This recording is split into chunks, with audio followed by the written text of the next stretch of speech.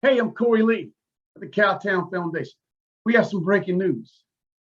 In court filings in the Middle District of Tennessee in Lee versus Vilsack, the plaintiffs, which include 6 black farmers, revealed to the courts that Secretary Vilsack and private lenders and banking associations have been guilty of redlining.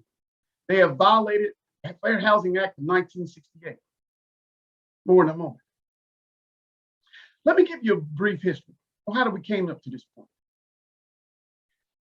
In March of 2021, Congress passed the American Rescue Plan Act. The Rescue Plan Act was supposed to provide debt write-off plus an additional 20% for tax implications to black farmers for decades of admitted discrimination by Tom Vilsack and the Department of Agriculture. At least 13 white farmers filed suits across the country to get the federal courts to enjoin those debt payments to black farmers, saying they're being discriminated against under the equal protection of the laws. 3 of the courts agreed, and the black farmers' payments by Tom Vilsack were stalled. Let's fast forward to August of 2022.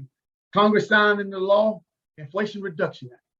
Under the Inflation Reduction Act, all distressed farmers, including white farmers, are supposed to get debt write-off to cover for the pandemic.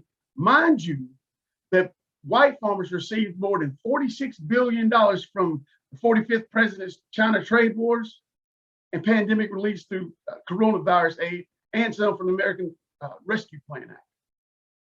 On October the 7th of 2022, Zach Ducano, head of the FSA, sent letters out to private lenders saying that, hey, if you're going to foreclose on some of these farmers, and mind you, what he means, or by saying that, are white farmers, by law, in conditions of your loan guarantees, you must submit a liquidation plan to us, but also give us 2 weeks so we can come up with some alternatives to cure the distressed loan status for basically the white farmers.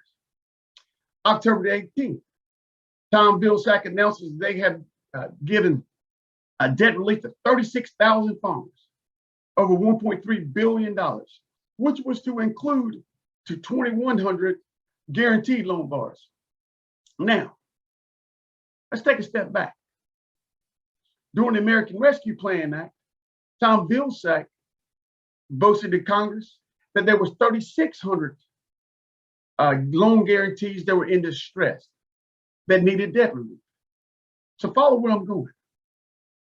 So the 1,500 missing bars that Tom Vilsack are now talking about were black farmers. Now, this is what happens.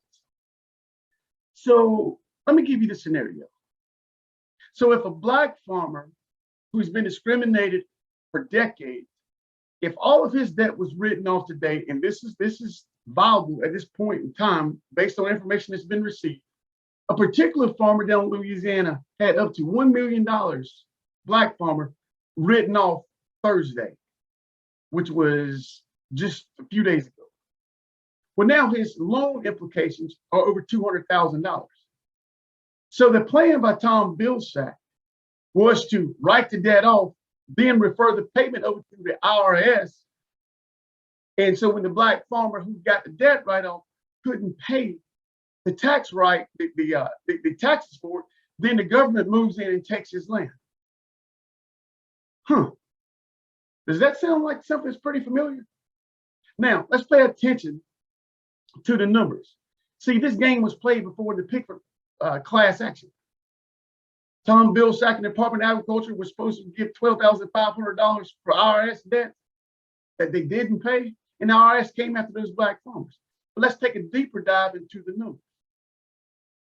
In 2012, Tom Vilsack represented to Congress that he sent out nearly 89,000 letters to potential Pickford class members under Pickford 2 that could have a claim against the United States Department of Agriculture for discrimination. Now, how all of a sudden in 2022 that we go from 89,000 potential black farmers that had some kind that was entitled to relief to his latest reports to 4,000 black farmers?